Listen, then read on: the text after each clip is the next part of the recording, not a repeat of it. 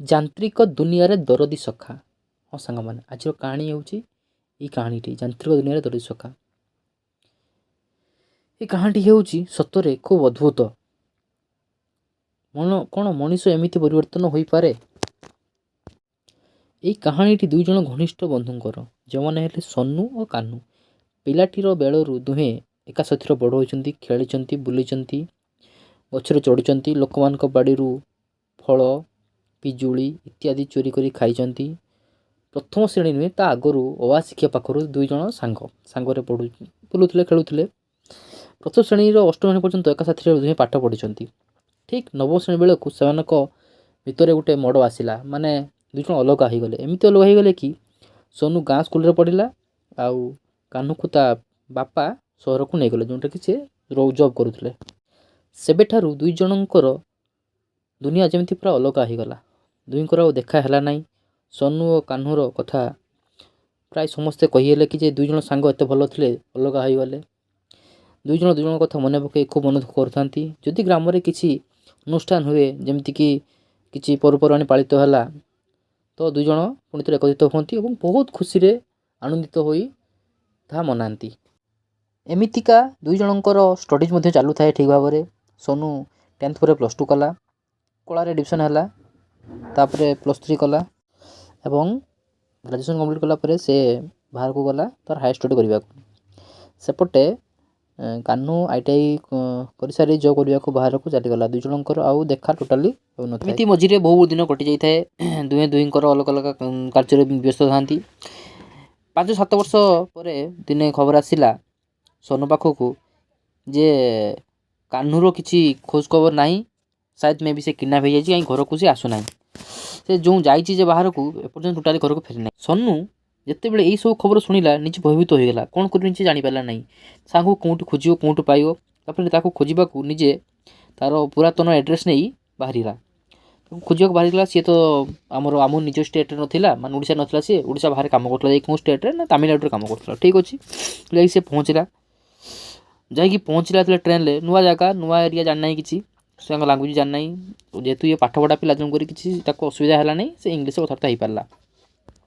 ତାକୁ ଏମିତି ଖୋଜୁ ବହୁତ ଦିନ ବିତିଗଲା, 2-3 ମାସ ବିତିଗଲା। ତା ପାଖରେ ପଇସା ସରି ଆସିଲାଣି। ସେ କ'ଣ କରିବ? ଦେଇକି ଦିନେ ଏମିତି ଥକି ପଡ଼ି ଜାଗାରେ ବସିଥାଏ। ଭଗବାନଙ୍କୁ ପ୍ରେ କରିଥାଏ କି ଯେ ଯେଉଁଠି ଥିବ ମୋ ସାଙ୍ଗ, ତାକୁ ଯେମିତି ଠାକୁର ଭଲରେ ରଖିଥାଉ। ଭଗବାନଙ୍କୁ ପ୍ରାର୍ଥନା କରୁ କରୁ ଯେମିତି ତାକୁ ଲାଗିଲା କି ଯେ ସେ କାହ୍ନୁର ନିକଟତର ହୋଇ ଆସିଲାଣି ଏବଂ ଆଗକୁ ଦୌଡ଼ିଲା। ଦୌଡ଼ୁ ସେ ଗୋଟେ ଜାଗାରେ ଝିଣ୍ଟି ପଡ଼ିବା ମାତ୍ରକେ ନିହାତି ତ ଗୋଡ଼ରୁ ବ୍ଲଡ଼ ବାହାରିବ ନା, ତ ଦେହରୁ ବ୍ଲଡ଼ ବାହାରିଲା ଏବଂ ଖଣ୍ଡିଆ ଖାବରା ସେ ମଧ୍ୟ ହୋଇଗଲା। କିଛି ଲୋକ ତାକୁ ଉଠାଇ ନେଇ ପାଖ ମେଡ଼ିକାଲକୁ ନେଇଗଲେ। ମେଡ଼ିକାଲରେ ପହଞ୍ଚି ବେଡ଼୍ରେ ଶୋଇଥାଏ। ବ୍ଲିଡ଼ିଂ ବହୁତ ହେଇଥାଏ। ଡକ୍ଟର ଆସି ଦେଖିଲେ ଯେମିତି ଖଣ୍ଡିଆ ଖାବରା ହେଇଛି, ତାକୁ କହିଲେ ଯେ ଗୋଟେ ଦିନ ସେ ଏଠାରେ ରେଷ୍ଟ ନେବା ପାଇଁ ପଡ଼ିବ।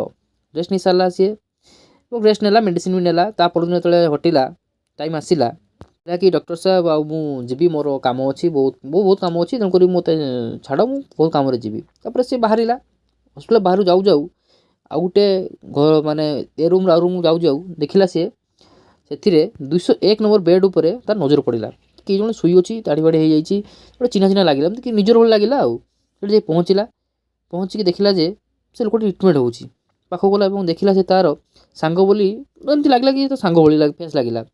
ଡକ୍ଟରକୁ ସବୁ ପଚାରିଲା ଯେ କ'ଣ କଥା, କିସ ନାହିଁ, ଇଏ କିଏ, କେଉଁଠିକାର? ଡକ୍ଟର କହୁଛି କି ଯେ ୟାର ମେଜର ଆକ୍ସିଡେଣ୍ଟ ହେଇଯାଇଛି। ଆକ୍ସିଡେଣ୍ଟ ହେବାରୁ ସେ କୋମାରେ ବର୍ତ୍ତମାନ ଅଛି, ତେଣୁ ତା'ର କିଛି ଚେତୁଷ ନାହିଁ। ଆଜି 2 ମାସ ଆଗରୁ ତା'ର ଅଲରେଡ଼ି ଆକ୍ସିଡେଣ୍ଟ ହେଇସାରିଛି। ତାପରେ ସେ ତା ପାଖରେ ଥିବା ଯେଉଁ ଗୋଟେ ଚିଠା ରୁହେ ନା, ଆମର ଲିଷ୍ଟ ରୁହେ, ତା'ର ଆଡ୍ରେସ୍ ଦେଖିଲା, ଡିଟେଲ୍ସ ଦେଖିଲା, ଡକୁମେଣ୍ଟସ୍ ଦେଖିଲା। ହଁ, ତା ସାଙ୍ଗ ବୋଲି ସେ ଜାଣିପାରିଲା, ତା ଫଟୋ ଏଥିରେ ଅଛି।